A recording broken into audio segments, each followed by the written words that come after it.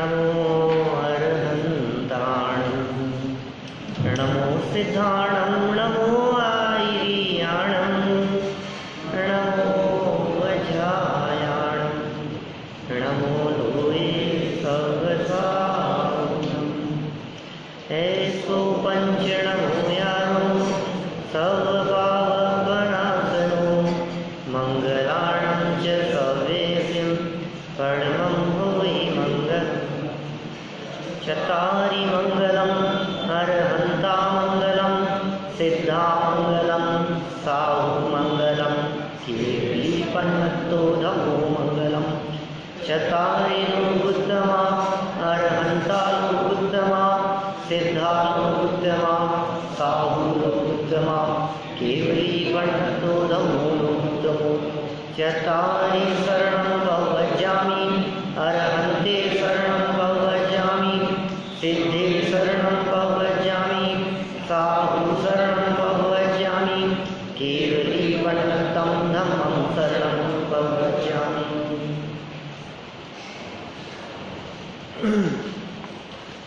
जीव और अजीव इनके स्वरूप को जानकर उससे होने वाले लाभ की चर्चा हम विगत दिनों में अपेक्षित विस्तार से यहाँ कर चुके हैं। आज तो हमारे को चर्चा करनी है दिनचर्या के संबंध में। पिछली बातें आप लोगों के उपयोग में है या नहीं है? ऐसा तो नहीं है कि आगे पाठ और पीछे सपाट। पीछे की परिभाषाएं सबको याद होनी चाहिए भाई, आगे बढ़ते जाएं और पीछे की बातें हमें याद रहे, तब तो जैन धर्म का मर्म हम सीख पाएंगे। हम आधारभूत सिद्धांतों को, महत्वपूर्ण बातों को समझ पाएंगे। हम छोटी छोटी सी बातों को समझने का प्रयास कर रहे हैं। नमोकार मंत्र, उसका अर्थ, नमोकार मंत्र की महिमा, नमोकार मंत्र के साथ बारे में बहुत सारी जो बातें बतलाई थी आपको, वे सब, चत्वारि मंगल पाठ, उसकी शुद्धता, उसके पश्चात तीर्थंकर और भगवान, उनमें अंतर और उनकी समानता, तीर्थंकरों की परिभाषा। जब बालबोध पाठमाला जब पहले पढ़ते थे तो सबसे कठिन परिभाषा इस पूरे भाग में तीर्थंकर की परिभाषा मानी जाती थी। तो ये तीर्थंकर की परिभाषा याद है कि नहीं है आप लोगों को?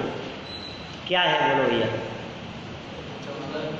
जो धर्म तीर्थ का उपदेश देते हैं, समव शरण आदि विभूति से युक्त होते हैं और जिनके तीर्थंकर नामकरण नाम का महापुण्य का उदय होता है, उन्हें तीर्थंकर कहते हैं। याद रखना, परीक्षा लूँगा, अब पता नहीं कौन से दिन ले लूँ। क्या पहले से बताऊँगा तो वो परीक्षा के दिन बहुत लोग नहीं आएंगे, लेकिन होगा ऐसा जब आप आएंगे तो यहाँ ये क्लास नहीं चल के सबके हाथ में पेपर होगा।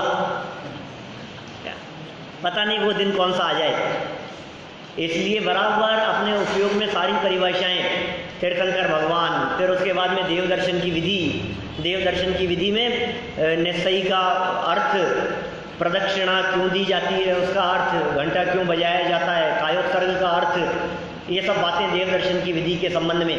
क्या चीज़ें, क्या क्या वस्तुएं मंदिर में नहीं ले जानी चाहिए, कैसे काम मंदिर में नहीं करने चाहिए। फिर उसके पश्चात जीव अजीव, जीव की परिभाषा, अजीव की परिभाषा, जीव अजीव को पहचानने से लाभ, और वो महत्वपूर्ण बातें जिसमें अग्नि को जीव कहें कि अजीव कहें, कि अग्नि का शरीर अजीव है और आत्मा जीव है, और इस भेद विज्ञान करने से लाभ, चावड़ा ही सब है ना। देखिए, हाँ, जीव और आत्मा में कोई फर्क नहीं है। जीव और आत्मा पर्यायवाची शब्द हैं, और आपको ध्यान होगा 2-4 साल पहले भी आपने ये प्रश्न पूछा था और मैंने उसका बहुत विस्तार से जवाब दिया था। मैं बताता हूँ, वापस बतलाता हूँ जो मैंने जवाब उस समय दिया था, और आप ही ने पूछा था ये प्रश्न जीव और आत्मा के बारे में। आपको भी ध्यान होगा, सभा में बैठे हुए बहुत लोगों को पता होगा क्या अंतर है जीव और आत्मा में। देखिए, समानता तो सब जानते हैं और समानता ही महत्वपूर्ण है। जीव, हम सब जीव हैं, जीव बोले या आत्मा बोले एक ही बात है, कोई अंतर नहीं है। जीव में अनंत गुण है, आत्मा में अनंत गुण है, जीव में अनंत शक्तियाँ हैं, आत्मा में अनंत शक्तियाँ हैं, जीव अमूर्तिक है, आत्मा अमूर्तिक है, जीव में ज्ञान है, आत्मा में ज्ञान है, ज्ञान के बिना जीव नहीं है, ज्ञान के बिना आत्मा नहीं है। जो जीव का स्वरूप कहा गया वही आत्मा का स्वरूप का है, जो आत्मा का स्वरूप का है वही जीव का स्वरूप का है। जीव भी अमूर्तिक है, आत्मा भी अमूर्तिक है, जीव भी सुख दुख का वेदन करता है, आत्मा भी सुख दुख का, सब समान है, कोई अंतर नहीं है। फिर भी शब्दात्मक दृष्टि से बात की जाए तो जीव कहने पर सामान्य कथन सा दिखता है, जीव है, हाँ ठीक है जीव है। और आत्मा कहने पर आत्मपना झलकता है। वो जो शब्द है ना आत्मा, ये आत्मा शब्द अपनेपन को सूचित करता है। जब हम जीव कहते हैं तो हमारे अंदर में वो फीलिंग नहीं आती। जीव कहने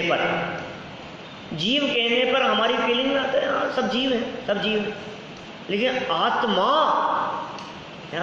ये मैं हूँ, आत्मपना जिस शब्द में झलके, ऐसा है आत्मा शब्द। कुछ और अंतर है, कुछ और विशेषताएं हैं, इन्हीं शब्दात्मक भेद के आधार पर वो कभी अवसर मिलेगा तो हम चर्चा करेंगे। लेकिन जीव और अजीव को पहचानने से क्या लाभ है, इसकी चर्चा भी हमने 2 दिन की है। 3 दिन हम जीव अजीव वाले पाठ को दे चुके हैं। इससे ज़्यादा मैं समय यहाँ नहीं दे सकता, क्योंकि जीव अजीव की चर्चा ये तो जनागम का प्राण है, इसलिए आगे भी विविध प्रसंगों में ये चर्चाएं आती ही रहेगी। हाँ वही एक ही बात है, एक ही बात है। आत्मा का ध्यान करो, जीवात्मा का ध्यान करो। वास्तव में जीवात्मा ये शब्द अपने आगम का शब्द नहीं है, इसलिए जीव और आत्मा इन दोनों को अपन एकार्थ में माने तो ही हम उस चीज़ को गहराई से समझ पाएंगे। दिनचर्या की चर्चा करनी है अपने को। दिनचर्या, दिन तो सब जानते हैं, और चर्या किसे कहते हैं? आचरण को। चर्या माने आचरण, चर्या माने चरण करना, कैसा आचरण होना चाहिए।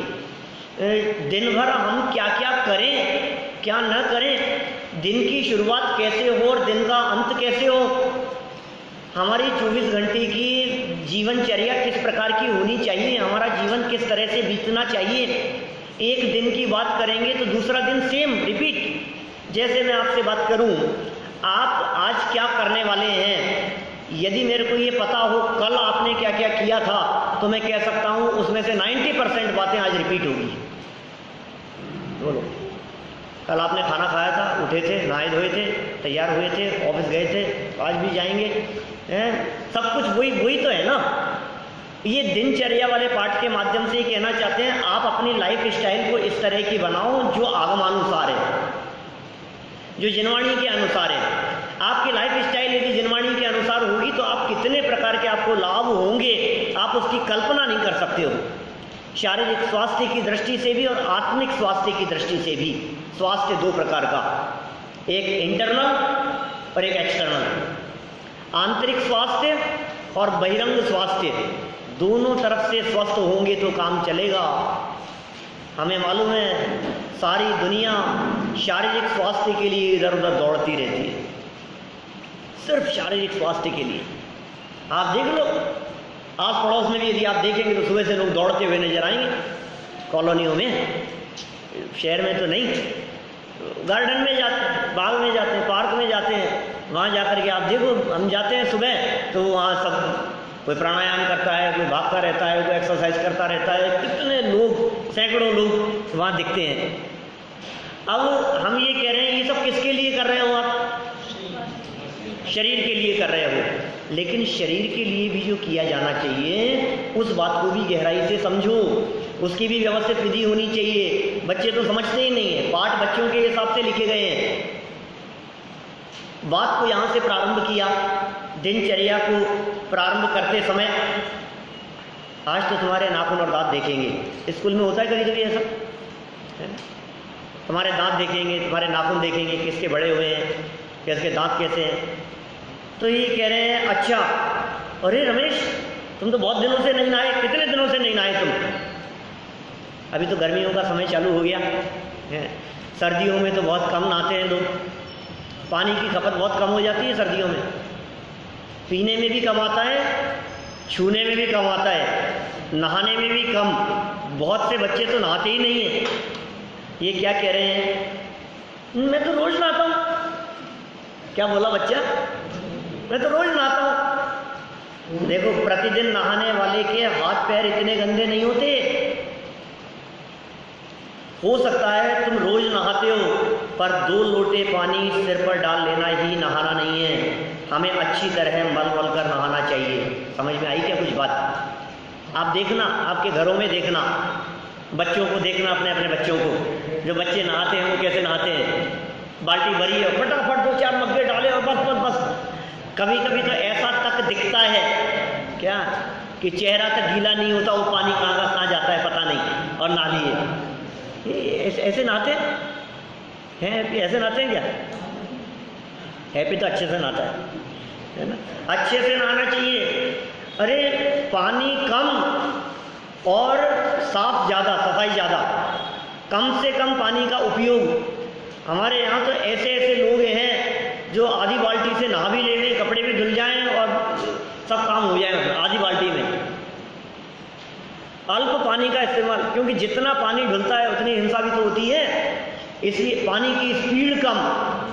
नल खुला है और आप हाथ धो रहे हैं और फिर आप साबुन ले रहे हैं और नल खुला हुआ है, तो पानी तो बह ही रहा है ना। पानी का भी दुरुपयोग। और सेव वाटर के लिए आज के ज़माने में किसी को बताने की ज़रूरत नहीं है। गवर्नमेंट इतना प्रचार कर रही है, न्यूज़पेपर में, न्यूज़ चैनल्स पर, रेडियो पर, FM पर आए दिन ये बातें हमारे को देखने, पढ़ने, सुनने को मिलती है। पानी बचाओ, जल है तो जीवन है, जल है तो कल है, जल ही जीवन है। भाई साहब, पानी पीने को नहीं मिलेगा, ऐसी स्थिति हो जाएगी आगे आने वाले समय में। कितनी गर्मी है, पानी की स्थिति कितनी है, बरसात नहीं हो रही है, सूख रहा है, ज़मीन में पानी नहीं है, पानी का लेवल नीचे कम होता जा रहा है। तो कैसी स्थिति है? आप खुद बोरिंग फेल हो रहे हैं, और ज़्यादा पाताल तोड़, कहाँ से आएगा पानी? और हमने नल चलाया और बह रही है गंगा। कोई बात नहीं, क्या फ़र्क पड़ता है, कम खोलो। मग्गा यदि आपने पानी का भरा है नहाने के लिए और उसको अपने सर पर डाल रहे हैं, तो एक साथ झटके से डाल दोगे, सारा पानी धुल जाएगा। आप यदि उस पानी को धीरे धीरे डालेंगे तो आप निश्चित रूप से कम पानी के अंदर अधिक स्नान कर सकते हैं।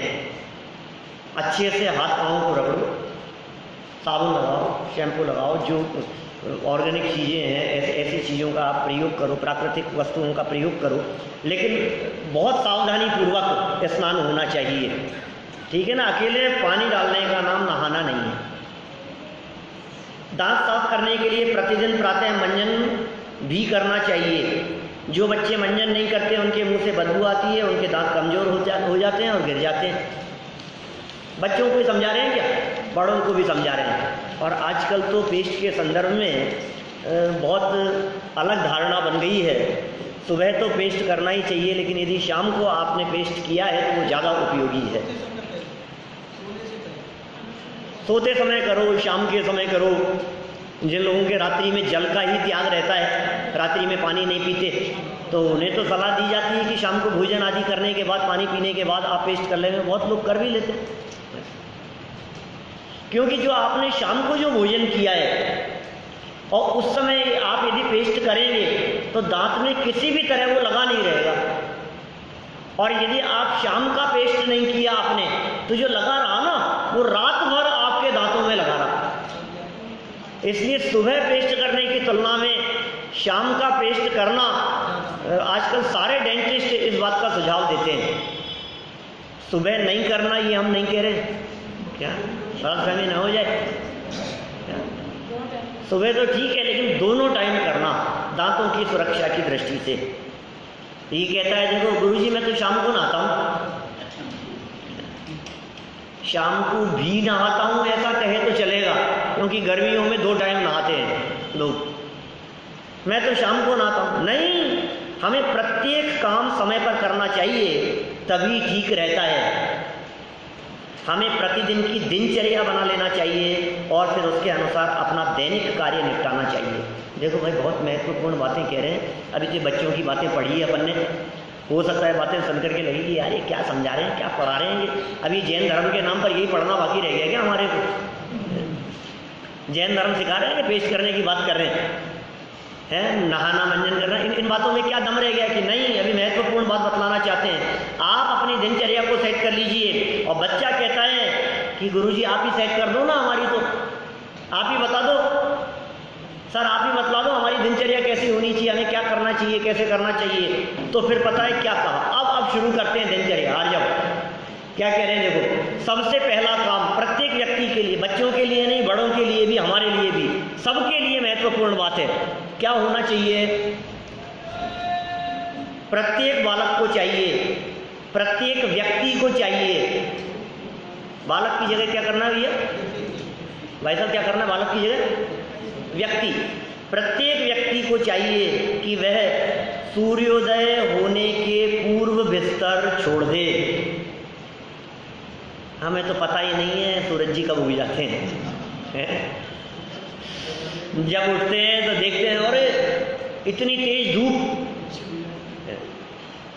सनराइज होने के पहले, सूर्योदय होने के पहले पहले आपको उठ जाना चाहिए, बिस्तर छोड़ देना चाहिए। और फिर सबसे पहले क्या करें? उठते ही न्यूज़पेपर, उठते ही पहले क्या करते हैं आप? टीवी चला दो उठते ही पहले। फर्स्ट काम क्या? नहीं, कह रहे हैं सबसे पहले 9 बार नमोकार मंत्र का जाप करें। फिर थोड़ी देर आत्मा के स्वरूप का विचार कर मन को शुद्ध करें। क्या गजब बात कह रहे हैं। सूर्योदय के पहले उठना, देखो आप सूर्योदय के पहले यदि आप उठेंगे, मैं उनसे कहना चाहता हूँ जो लोग 8 बजे उठते हैं, क्या मैं उनसे कहना चाह रहा हूँ जो लोग देर से उठते हैं, और मुझे मालूम है फिर ऑफिस जाने की जल्दी होती है, मंदिर आने की जल्दी होती है, भाग दौड़ रहती है, भागम भाग लगती है, और सुबह से काम में डिले होते चले जाते हैं, ये करना वो करना, एक काम किया दूसरा छोड़ा, इसको किया फटाफट, आधा किया आधा निपटाया, ऐसे करते हैं भाग दौड़। आप एक बार कल मेरे कहने से 5 बजे उठने का प्रयास करें। मेरे पिताजी तो 3:45 पे उठते हैं, हाँ, प्रतिदिन रोज 3:45 पर उठते हैं। मैं कहता हूँ इतना जल्दी तो नहीं कहूँगा आपको, 4 बजे की तो नहीं, 5 बजे उठो कम से कम। आप यदि रोजाना 7 बजे उठते हैं और आप यदि आज 5 बजे उठ गए, आप 6 बजे भी उठते हैं और आप यदि 5 बजे उठ गए, तो आप देखिए आपने अपनी लाइफ के अंदर 1 घंटा बढ़ा लिया। लाइफ का 1 घंटा तो बढ़ ही गया ना।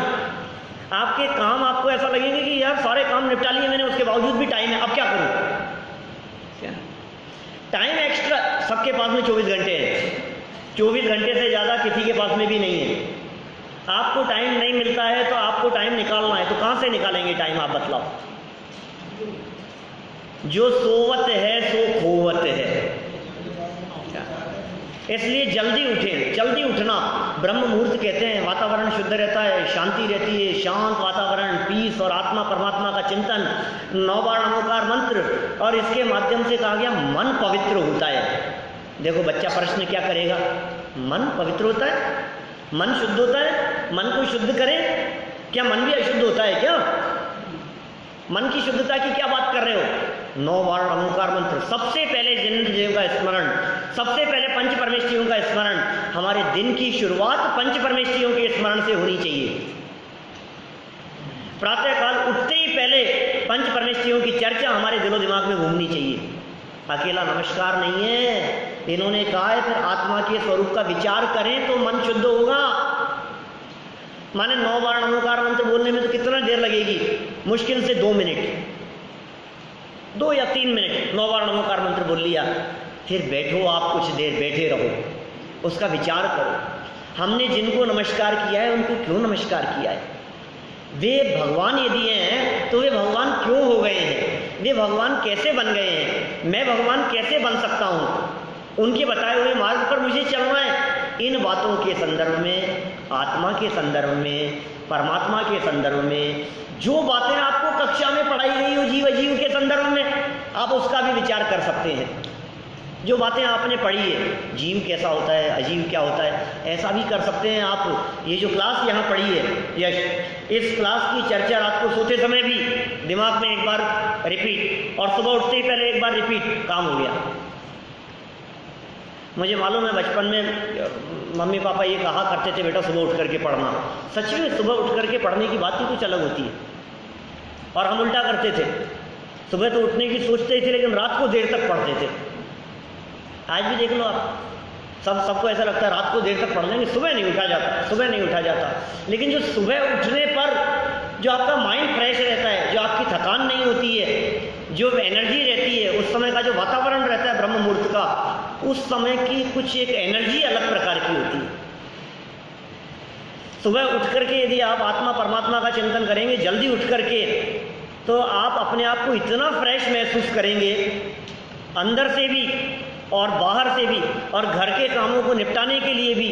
आप एक बार 5 बजे उठ करके आप घर के कामों को निपटाएं, कुछ देर आत्मा परमात्मा का चिंतन करने के बाद आपको लगेगा कि यार मेरे पास बहुत टाइम है।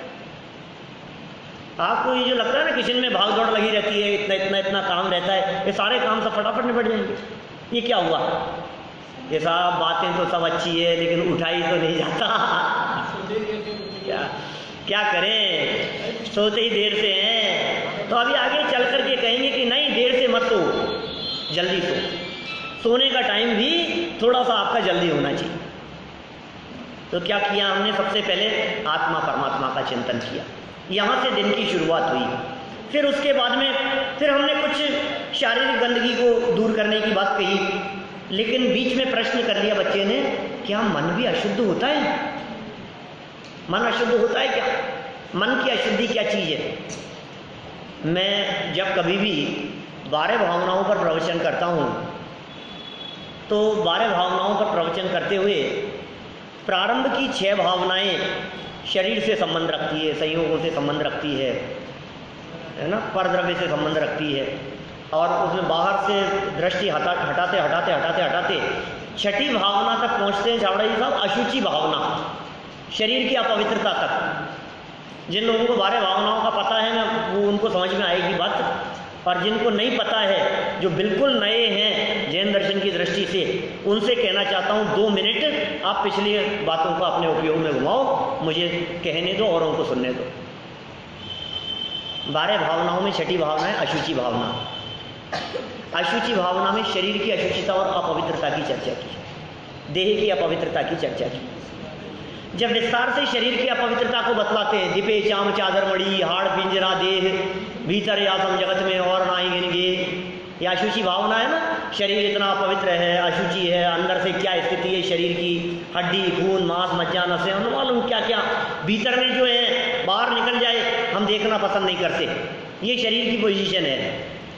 जब इतनी बात अशुचि भावना के बारे में कही जाती है, और ये कहा जाता है अस देह करे किम यारी, ऐसी देह से तू क्या यारी करता है। अशुचि भावना में दौलत राम जी ने ऐसा लिखा, पल रुधिर राजमल थैली की कसम सादिते मैली, नवद्वार भये घिनकारी, अस देह करे किम यारी। इस देह के प्रति तू क्या यारी करता है? अजीब है ना देह। मैं जीव हूँ और शरीर की स्थिति खराब है, अंदर का खून बाहर निकले बेकार लगता है, मलमूत्र आदि बाहर निकले देखना पसंद नहीं करता, छूना पसंद नहीं करता, वोमिटिंग कर देवे, अंदर का ही तो माल बाहर निकला है, तो कैसा लगता है? अपने बुरा लगता है। शरीर की जब इस अशुचिता के बारे में बतलाते हैं तो लोगों को ये लगता है अरे मैं कितना अपवित्र हूँ, ऐसा तर्क करने लगा सामने वाला व्यक्ति, मैं इतना गंदा हूँ। तो आचार्यों ने समझाया कि नहीं भाई, ये शरीर की अपवित्रता है, तुम्हारी अपवित्रता तो कुछ और है। क्या बात कर रहे हो? ये सब शरीर की गंदगी है, हमारी गंदगी कुछ और है। बोले वो क्या है? बोले तुम्हारी गंदगी है मन की गंदगी। हमारी गंदगी क्या है? मन में जो खोटा भाव आता है ना, मन में जो चोरी करने का भाव आ गया, मन में जो ऐसा भाव आ गया, इसकी पेंसिल कितनी अच्छी है, इसका ध्यान उधर जाए तो मैं ले आऊँ, है ना, इसके पास ये चीज़ है, ये मैं रख लूँ, ये मैं ले लूँ। ये जो मन में भाव आते हैं, किसी दूसरे की वस्तु को देख करके लेने के, किसी का बुरा करने के, ये जो राग द्वेष के जो परिणाम होते हैं, कषायों के परिणाम होते हैं, ये मन की अशुद्धि है, ये मन की अपवित्रता है। मन पवित्र होना चाहिए आपका। कैसे होगा मन पवित्र? ये अशुद्धि के बारे में कहिए। देखो जरा, याद होनी चाहिए वही बात, परीक्षा की दृष्टि से जीवन भर याद रखना, अपनी अशुद्धि क्या है। हाँ भाई, जिस तरह बाह्य गंदगी हमारे शरीर को गंदा कर देती है, उसी प्रकार मोह राग द्वेष आदि विकारी भावों से हमारा मन माने आत्मा गंदा हो जाता है। हमारा मन गंदा है, मलिन है हमारा मन। किससे? अपने पाप भावों से। मोह राग द्वेष की वजह से हमारा मन मलिन है, राग द्वेष भावों की वजह से। उसका तो देख लूँगा मैं उसको, तो अब तू देख पाएगा कि नहीं देख पाएगा, भगवान तो सब देख रहे हैं, देख लूँगा उसको, देख लूँगा। अंदर में जो क्रोध है, गुस्सा है, मायाचारी है, छल कपट का परिणाम है, ये गंदगी है भाई साहब। और ये गंदगी आप अपने अंदर में बढ़ा रहे हो। किसी के प्रति द्वेष बुद्धि रख करके आपने अपने मन में, आपने अपने अंदर में गंदगी बढ़ा ली है। सामने वाला व्यक्ति कैसा भी हो, लेकिन हम अपनी गंदगी को साफ करें। हमने दूसरे व्यक्ति को माफ करके, हमने दूसरे व्यक्ति को क्षमा करके उसको क्षमा नहीं किया है, हमने अपने अंदर की गंदगी को साफ किया है। नहीं ख्याल में आती है ये बात? कौन सी गंदगी साफ की हमने? हमने क्षमा कर दिया, हमने माफ कर, हमारे मन में उनके प्रति कोई द्वेष भाव नहीं है। तो आपने क्या किया? दूसरे के लिए कुछ किया, अपनी गंदगी को साफ किया। हमारे मन की जो अपवित्रता थी, हमने उसको साफ किया है। राग द्वेष मोह ये विकारी भाव, ये आत्मा की गंदगी, इससे आत्मा गंदा होता है। जिस प्रकार देखना, मार्मिक बात कहते हैं आगे, जिस प्रकार स्नान, मंजन आदि द्वारा हमारी देह साफ हो जाती है, उसी प्रकार आत्मा और परमात्मा के चिंतन से हमारा मन पवित्र होता है। हमें अंदर और बाहर दोनों की पवित्रता पर ध्यान देना चाहिए। उसके बाद फिर बात की चर्चा की इन्होंने, उसके बाद शौच आदि से निपटकर मंजन करके स्नान करें, शुद्ध साफ धुले हुए कपड़े पहनकर मंदिर जी में देव दर्शन करने जाना चाहिए। देखो कैसे सुबह शुरुआत हमने कहाँ से की? जल्दी उठने से। जल्दी उठे, 9 बार नमोकार मंत्र बिल्कुल नियमित होना चाहिए। सीधे बैठ जाओ आप बिस्तरों में, सीधे बैठ जाओ, आलक्ति पालक्ति मान करके, हाथ पे हाथ धर करके 9 बार नमोकार मंत्र का स्मरण, पंच परमेष्ठियों का स्मरण। फिर उसके बाद में आत्मा के बारे में कुछ विचार, वस्तु के बारे में कुछ विचार, जैन धर्म के बारे में कुछ विचार। और फिर क्या करें? फिर कहा ये सब जो कार्य चल रहे हैं ना, इन कार्यों को चलते समय आप चला देना टीवी, म्यूजिक चला देना, गाने चलते रहेंगे, सॉन्ग चलते रहेंगे, आपके काम निपटते रहेंगे, कानों में बातें चलती रहेगी। यही करना ना? कि नहीं भाई, क्या सुबह का जो समय है, जो क्रीम समय है, आपका मन तो पवित्र हुआ है, लेकिन आपका आसपास का वातावरण भी पवित्र होना चाहिए। और उस वातावरण की पवित्रता के लिए आपके घर में म्यूजिक चलना चाहिए। और उस म्यूजिक के रूप में आप भक्तामृत चलाइए, आप बारे भावना चलाइए, आप मेरी भावना चलाइए, आप कुंद कुंद शतक चलाइए, आप छेड़ाला चलाइए, आपको बड़ा मज़ा आएगा, आपका मन पवित्र होगा। आपको यदि उसकी आवाज़ थोड़ी डिस्टर्ब करती है, थोड़े मंद म्यूजिक के अंदर चलाओ, कुछ उसके शब्द जब कानों में गूंजेंगे और दिलो दिमाग में जाएंगे, तो निश्चित रूप से आपके दिन की शुरुआत अच्छी हुई है, आपका दिन बहुत अच्छा होगा। कहते हैं ना, कभी कभी दिन में कुछ यदि कुछ गड़बड़ हो जाती है तो हम कहते हैं आज तो पता नहीं यार, सुबह पहले किसका मुंह देख लिया है? किसका मुंह देख लिया आपने? सुबह पहले दिन खराब हो गया आपका, किसका मुंह देखा था आज? ये किसका मुंह देखा था? किसी का मुंह देखने से कुछ नहीं होता है। हम ये कह रहे हैं सुबह उठते ही पहले आप आत्मा का मुंह देखो, अपना मुंह देखो, अपना चेहरा देखो, भगवान के स्वरूप का स्मरण करके अपने उपयोग में भगवान को घुमाओ। सबसे पहला काम ये होना चाहिए। और फिर आचार्य कुंज कुंज स्वामी की गाथाएं वो गूंजती रहे, वातावरण, मंगतराज जी की बारे भावना कभी कभी गूंजती है हमारे घर में, इतनी सुंदर लगती है। कभी मंगतराज जी की बारे भावना याद है बेटा? बात याद कर रहे हो, बोलते हो? हमारे आर्यों को बहुत पसंद आती है। माने वो चलनी चाहिए, वो चले, कभी भक्तामृत चले, कभी कुछ चले, अलग अलग चीज़ें चला सकते हो आप। आपके पास में नहीं हो तो मैं अवेलेबल करवा सकता हूँ, मैं सीडी ला सकता हूँ आप लोगों के लिए, ये हो सकता है। जैसे ज़रूरत हो वो मुझे बतला देना, मेरी तरफ से उनके लिए हाँ, और बहुत मार्मिक है, बहुत मजा आता है। कुछ नहीं, सुबह सुबह चलती रहती है, दिमाग में घूमती रहती है, आप अपना काम कर रहे हैं और दिमाग में वो बात चल रही है। मजा आएगा ऐसा करने से।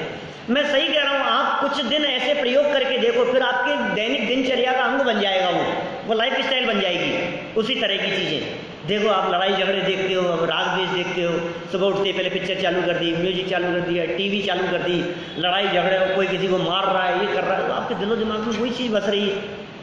क्या किया आपने सुबह पहले उस स्क्रीन टाइम का? सुबह यदि आप मॉर्निंग वॉक के लिए जाते हैं, आप घूमने के लिए जाते हैं, पौन घंटा घूमने के लिए जाते हैं, यदि कोई साथी है तो उसके साथ में आप ये चर्चा कर सकते हैं। और यदि कोई साथी नहीं है, आप अकेले जाते हैं, तो मैं बहुत से लोगों को गार्डन में घूमते हुए देखता हूँ, ईयरफोन लगाते हैं और म्यूजिक सुनते रहते हैं, चलते रहते हैं। आपके पास में बहुत बड़ा ऑप्शन है। आप यदि पौन घंटा चलते हैं तो पौन घंटा चलते हुए, लक्ष्मी जी साहब, पौन घंटा चलते हुए आप एक प्रवचन सुन सकते हैं। आज वाला प्रवचन रोज सुनते हैं, नेक्स्ट डे, मतलब आप जब आते हैं तो पिछला प्रवचन भी सुन करके आते हैं। और भी बहुत सारे प्रवचन हैं, बहुत विद्वान हैं लोगों की प्रवचन है। तो आप चलते चलते, टहलना भी हो गया, घूमना भी हो गया, कान में ईयरफोन लग रहा है, किसी को कोई डिस्टर्ब नहीं है, एक प्रवचन पूरा हो गया और अपनी वॉक पूरी हो गई। मैं जानता हूँ ऐसे बहुत सारे लोगों को, बहुत सारे विद्वानों को भी, जो लोग बराबर रोजाना उनका घूमने का समय और एक प्रवचन पूरा होने का समय, ये लाभ हो गया, बेनिफिट मिलेगा आपको। और सब अपने लिए है, किसी दूसरे के लिए कुछ भी नहीं है। हम जो कुछ भी कर रहे हैं किसी और के लिए नहीं कर रहे हैं, हम जो कुछ भी कर रहे हैं वो अपने आप के लिए कर रहे हैं। तो मॉर्निंग वॉक का समय आपका एक प्रवचन का समय हो गया, कितना बड़ा काम हो गया बोलो, कितना लाभ हो गया हमारे। दैनिक प्रवचन एक काम तो हो ही गया। और फिर उसके बाद में मॉर्निंग वॉक के बाद में आप नहा धो करके जब तैयार हुए तो पहला काम जिन मंदिर जाकर के दर्शन करना, नहाने धोने के बाद फर्स्ट काम, दूसरा कोई काम नहीं। मुझे याद नहीं है पिछले 25-30 साल में कभी ऐसा हुआ हो कि नहाने धोने के बाद में मैं सीधे मेरे कदम मंदिर की तरफ नहीं बढ़े। फर्स्ट काम, नहा धो करके तैयार हुए, शुद्ध धुले हुए वस्त्र पहन करके तैयार हुए, पहला काम क्या है? सीधा मंदिर। मंदिर जाएं, फिर देव दर्शन की विधि हमने बराबर पढ़ी है, उस विधि पूर्वक हम जिनेंद्र देव के दर्शन करें। दर्शन करने के बारे में फिर कहता हूँ, वे लोग बहुत अभागे हैं जिनको दर्शन करना नसीब नहीं होता। और हम लोग बहुत भाग्यशाली हैं जो लोग जयपुर जैसी जैन नगरी में रहते हैं, जहाँ मंदिर ही मंदिर है। प्रतिदिन देव दर्शन होना चाहिए, देव दर्शन होना चाहिए। जिनेंद्र देव को देखो, उनको देखो और फिर अपने स्वरूप को देखो। तुम जैसा बनने के कारण शरण तुम्हारी आया। इतनी बातें क्लियर हो गई। सुबह का टाइम निकल गया कि साहब अब आगे क्या करना चाहिए। अब आगे हम क्या कहें, आगे तो किसी को ऑफिस जाना है, किसी को दुकान जाना है, किसी को जाकर के किसी को स्कूल जाना है, फिर किसी को जॉब पर जाना है। सबके अलग अलग है ना सबका काम, तो सब अपने अपने हिसाब से काम करो, कोई बात नहीं, हमें कोई ऐतराज नहीं है। लेकिन देव दर्शन की विधि में स्वाध्याय बतलाया था, देव दर्शन की विधि में ये बातें कही थी, कुछ देर चिंतन करना। आप यदि मंदिर में बैठ करके चिंतन ना कर सको, इतना समय नहीं दे सको, तो रास्ते में, ऑफिस जाते समय, स्कूल जाते समय आप उस बारे में चिंतन कर सकते हो। फ्री टाइम चिंतन तो कभी भी हो सकता है। मन की पवित्रता है, आपका चिंतन आपके मन की पवित्रता है। और ध्यान रखना, मन की पवित्रता में भी आपके खान पान से बहुत संबंध है। कहते हैं जैसा खावे अन्न वैसा होवे मन। क्या समझ में आ रही है कि भैया? पीछे इसको आ रही है कुछ समझ में है? क्या बोला मैंने, क्या बोला? ये पता है ये क्या चक्कर हो रहा है? इसका मन पता नहीं कहाँ है। जैसा खावे अन्न वैसा होवे मन। आप जैसा अन्न खाएंगे आपका मन वैसा होगा। इसलिए खान पान की शुद्धता की तरफ ध्यान दें। आप क्या खा रहे हैं, क्या कैसे खा रहे हैं, कब खा रहे हैं। सुबह का भोजन यदि 10-11 बजे के आसपास हो जाए तो बहुत अच्छा रहता है, क्योंकि सुबह यदि आपने 10-11 बजे के आसपास, 11 बजे के आसपास यदि आपने भोजन कर लिया, 10:30 बजे, 11 बजे के आसपास, तो आप शाम के भोजन करने के लिए आपको पर्याप्त समय मिल जाएगा, एक अंतराल मिल जाएगा। शाम का भोजन भी सूर्यास्त के पहले कर लेना चाहिए। जैनी की दिनचर्या बतला रहा हूँ मैं। क्या? और मुझे मालूम है आप लोगों में से बहुत सारे लोग जैन नहीं हो, शायद हो सकता है, लेकिन जो जैनी होते हैं नाम से जैन हो सकते हैं, कर्म से जैन की बात चल रही है। शाम का भोजन दिन में होना चाहिए, नियम होना चाहिए, कुछ ना कुछ संकल्प होने चाहिए। अभी निभा पा रहे हैं बहुत अच्छी बात है, नहीं निभा पा रहे हैं तो कम से कम कभी निभाऊंगा ऐसी भावना तो हो। मुझसे नहीं निभ पा रहा है लेकिन भावना है आज नहीं तो कल, ठीक है ना? आज नहीं तो महीने भर बाद, 6 महीने बाद, साल भर बाद करो। माने एक दिन ऐसा आएगा जिस दिन ये काम मेरे माध्यम से हुए बिना नहीं रहेगा। रात्रि भोजन और जैनी सुमेल ही नहीं बैठता दोनों का। ये जैनियों का आचरण इस तरह का होता है, मैं कहता हूँ कई बार, भाई साहब दुनिया में कोई धर्म दर्शन ऐसा नहीं है जिसमें व्यक्ति को देखकर, उसकी चर्या को देख करके कह दिया जाए कि आप इस धर्म को फॉलो करते हो। लेकिन जैनियों को देख करके, मैं तो उदाहरण देता हूँ, ट्रेन में सफ़र करते हुए शाम को 5:30 बजे यदि आपने टिफ़िन खोल लिया है तो सामने की सीट पर बैठा हुआ व्यक्ति कह देता है जैन साहब आप आज के ज़माने में भी, उसने हमें जैन साहब कह करके पुकारा, अपरिचित व्यक्ति है, अनजान व्यक्ति है, और वो क्या कह रहा है? जैन साहब। आप पूछना आपको कैसे पता कि मैं जैन हूँ? आप दिन में भोजन कर रहे हो, ये शान है हमारी, ये शर्म की बात नहीं है। मुझे मालूम है कई लोगों को संकोच होता है, अरे दिन में भोजन करने के लिए जाएंगे, ऐसे लगता है यार क्या इतना जल्दी आ गए, खाने के लिए आ गए, कहीं जाओ मान लो, शर्म आती है दूसरे लोगों के सामने सोसाइटी में। अरे शर्म हमें आए, शर्म उनको आनी चाहिए जो रात को करते हैं। आप उल्टी बात समझ रहे हो। आपका आचरण खराब है कि अच्छा है, पहले ये नक्की करो। और यदि आपका आचरण अच्छा है तो जिनका आचरण खराब है शर्म तो उनको आनी चाहिए ना। मैं रात्रि भोजन के संदर्भ में भी ज़्यादा बात नहीं करने वाला, उसकी चर्चा करूंगा फिर कभी, जब रात्रि भोजन त्याग की कहानी पढ़ेंगे वाल्मीकि भाग 2 में, क्या तब करेंगे उसकी चर्चा। अभी हमने क्या बात कही, दिन का भोजन 10-11 बजे के आसपास हो जाए तो अच्छी बात है, शाम का भोजन सूर्यास्त के पहले हो जाए तो उचित है। और देखो साइंस भी ये कहती है सूर्यास्त के पहले यदि आप भोजन करेंगे ना तो स्वास्थ्य की दृष्टि से भी वो अच्छा है।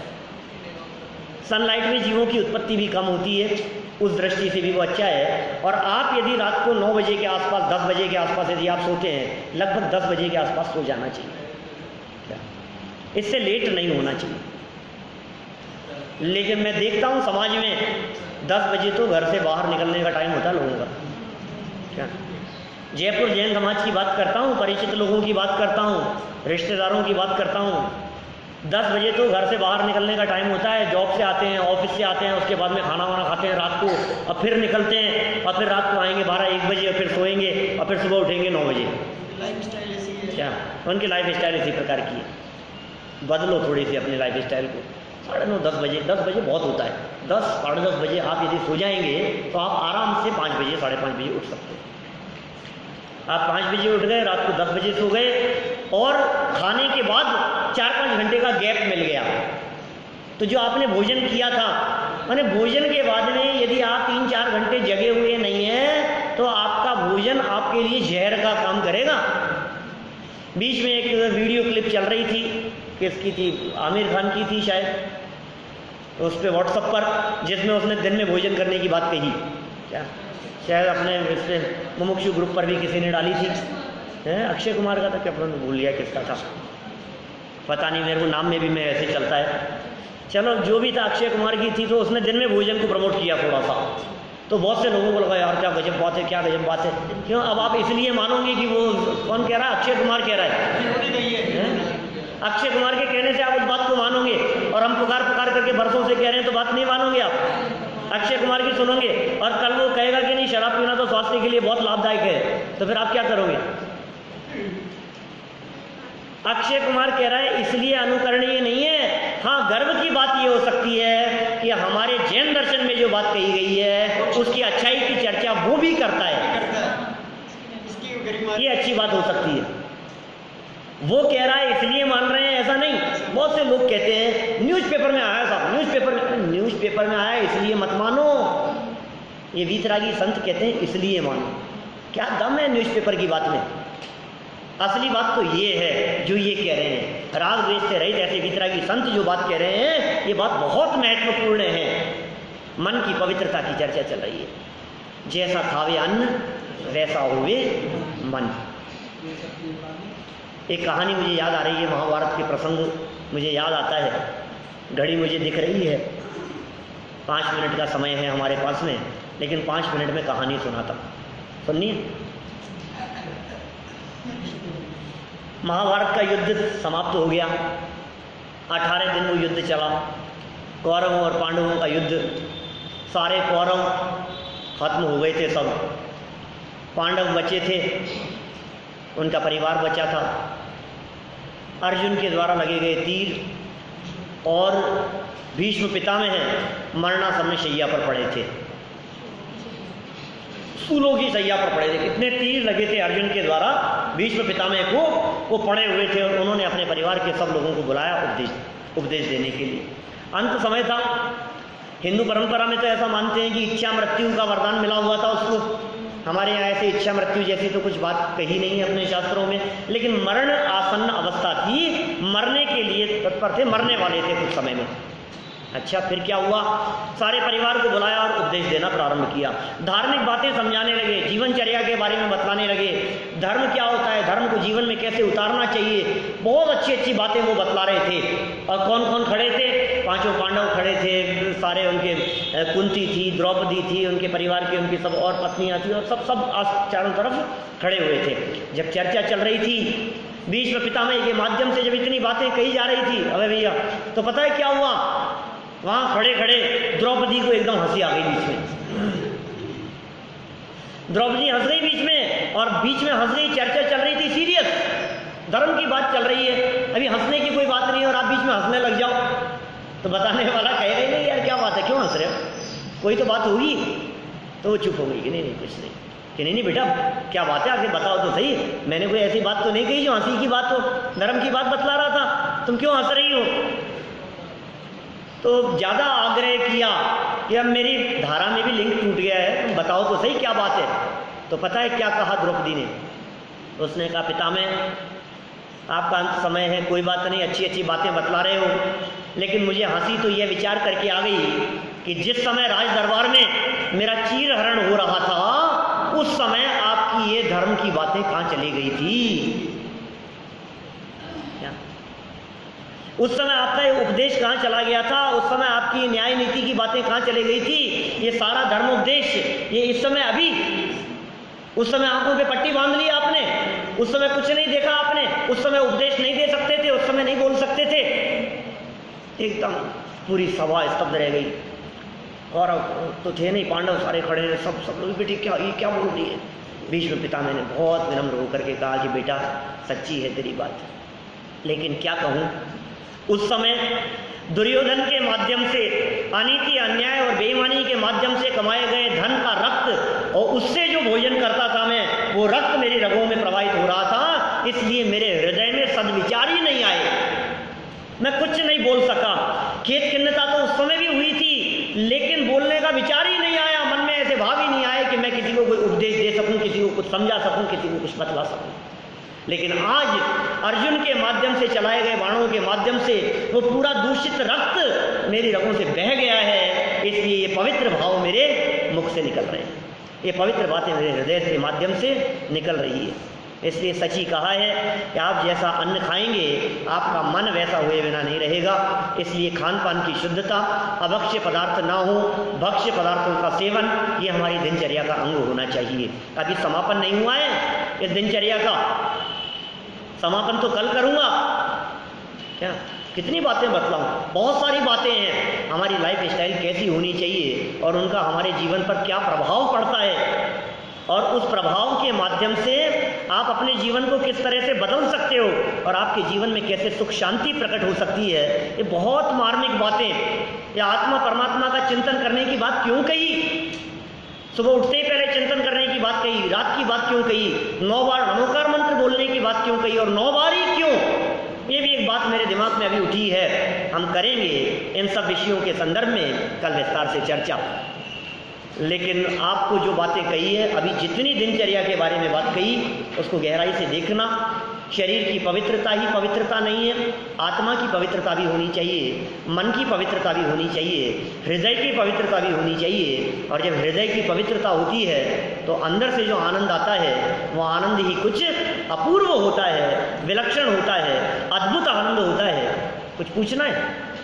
अच्छा, भजन लेना है, कोई बात नहीं ना, भजन सुनेंगे अभी हम लोग, लेकिन वो आत्मा का आनंद, अंदर का आनंद, अतीन्द्रिय आनंद, विलक्षण आनंद, आत्मिक शांति, ऐसी शांति हम सबके जीवन में प्रकट हो, आत्मा परमात्मा के चिंतन पूर्वक, जीव अजीव के चिंतन पूर्वक।